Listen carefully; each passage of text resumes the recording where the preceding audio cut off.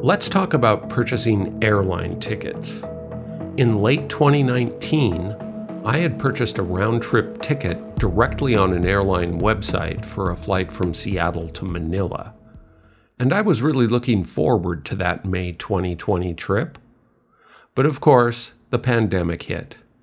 Everything got shut down, and I wasn't sure what I wanted to do. One option would have been to simply change the date. And I think airlines were generally quite willing to let people do that for marginal cost.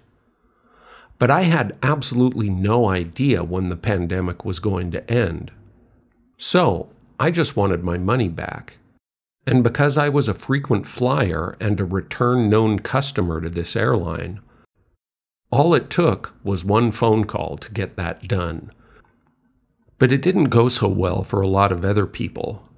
A personal friend of mine had booked a ticket from San Francisco to Manila during the same time frame. But because he purchased it on a third-party website, he didn't get a refund on that ticket for months after his actual intended travel date. So, I find that purchasing tickets directly on the airline's website and being a frequent flyer member has advantages. And one of those advantages is that I get very good customer service. But first, let's see if the actual prices of airline tickets are any cheaper on those third-party websites compared to the airline sites. Here's a direct flight from Seattle to Tokyo, booking on the Japan Air website.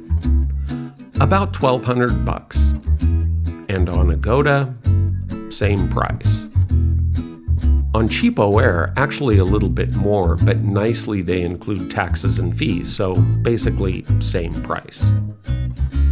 Booking directly on the United website going from LAX to Chicago.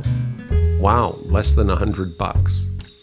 And on Orbitz, the same price. Booking directly from the Philippine Airlines website, San Fran to Manila. Oh gosh, 14 hours, 35 minutes. No thanks, I'll get a flight with a layover instead. But on Orbitz, same exact price. Another reason to always book directly on the airline's website and be a member of the frequent flyer program is that overbooking happens. Oversold flights are unfortunately something that we have no control over as travelers.